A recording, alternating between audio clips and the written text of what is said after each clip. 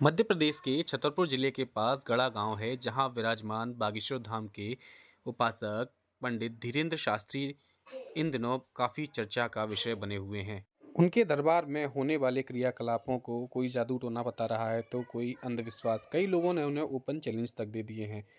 उनके जुड़े इसी विवाद में ग्वालियर के कई संत सामने आए हैं। तो आइए जानते हैं ग्वालियर के महामंडलेश्वर कपिल महाराज ने उनके लिए क्या कहा।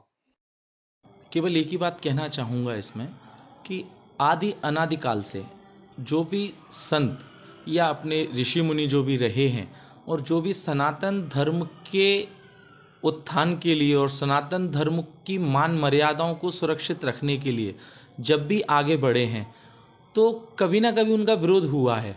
और जब भी उनका विरोध हुआ है, बस उसी विरोध पर अगर वो संत अगर वहीं रुक गए तो वो लोग यही चाहते हैं। और इस विरोध से भी आगे बढ़ते जाना, ये एक संत की परिभाषा है। और सनातन धर्म को आगे बढ़ाने के लिए जो भी सहज प्रयास हैं और जो वो कर रहे हैं वो बिल्कुल सही है। और उसमें उनका स्वयं का कुछ नहीं है, जो भी कुछ है वो सिर्फ बालाजी महाराज की कृपा है। और उस बालाजी महाराज की कृपा और उन्हीं की प्रेरणा से वो सनातन धर्म को आगे बढ़ा रहे हैं। और जो भी दुखी हैं, जो परेशान हैं, जिनकी समस्याएं हैं, उनकी समस्याओं का समाधान हो रहा है वहाँ से। और बालाजी महाराज की कृपा हो रही है उन सभी के ऊपर। नहीं, ये जादू टोना या ठग विद्या नहीं है, ये सिर्फ दैविक कृपा हैं और दैविक शक्तियाँ हैं। क्योंकि ये दैविक शक्तियाँ जिसके पास हैं वही ये काम कर सकता है। अगर जो भी कहने वाले जो लोग हैं या जो मन में द्वेष रखते हैं, जो अलग प्रकार की भावनाएं रखते हैं, अगर उनको अगर ये ठग विद्याएं लग रही हैं तो वो स्वयं क्यों नहीं करते इन कार्यों को। वो स्वयं भी कर सकते हैं इन कार्य को। जिसके पास शक्ति होगी, जिसके पास कृपा होगी अपने इष्ट की और अपने आराध्य की, केवल वही व्यक्ति ये कार्य कर सकता है। हर किसी व्यक्ति के बस का रोग नहीं है ये करना। वो द्वंद्व सिर्फ जो बाकी जो अन्य लोग हैं केवल उन्हीं के मन में है। जिस व्यक्ति की जिस धार्मिक स्थान से आस्था है और जिसका विश्वास है, उस व्यक्ति के लिए द्वंद्व कोई बात नहीं है। वो केवल सिर्फ आस्था रखता है, अपना प्रेम रखता है और वो वहाँ जा रहा है। द्वंद्व किसी के मन में नहीं है। जिसका विश्वास है, जिसका आस्था है, वो व्यक्ति वहाँ पहुँच रहा है, आज भी वो पहुँचता रहेगा। वहीं गंगादास की बड़ी शाला के महंत एवं पीठाधीश्वर महाराज राम सेवक दास जी महाराज का कहना है कि जो व्यक्ति हनुमान का उपासक है उसे किसी और से क्या डरना, उनके नाम के आगे तो भूत भी भाग जाते हैं। बोल सिया बलराम कृष्ण देव की जय।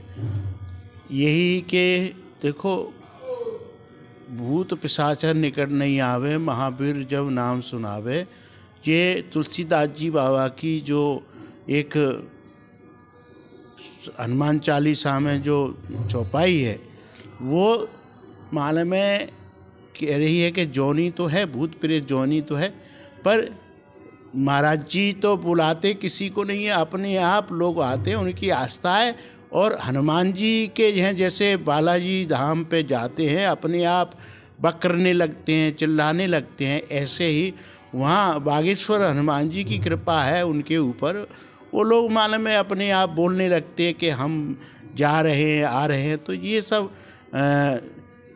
हनुमान जी की कृपा है बस, और उनके ऊपर कृपा है तो वो लोग मालूम में आ रहे हैं, जा रहे हैं, भीड़ लग रही है। ये तो मिथ्या आरोप हैं। हनुमान जी तो 7 चिरंजीव हैं। तो 7 कलिकाल में 3 और 4 युगों में हनुमान जी है। तो हनुमान जी साक्षात मालूम है, उन लोगों के कृपा से उनको मुंह से जो बुलवाते हैं बोलते हैं वो लोग। मध्य प्रदेश की सबसे बड़ी गौशाला लाल टिपारा के संचालनकर्ता संत श्री ऋषभदेव महाराज का कहना है कि वे किसी को बुलाते नहीं हैं, लोगों की उनसे आस्था जुड़ी है, इसलिए लोग उनके धाम पर जाते हैं। यह व्यवस्था तो अनादिकाल से चली आई है। वैद्य भी नाड़ी देखकर लोगों का रोग बता देते थे। जो सनातन है, सनातन के अंग नाना प्रकार के हैं। हर प्रकार के उपासना पद्धति जो है सात्विक, राजस, तामस इस भारतवर्ष में रहा है।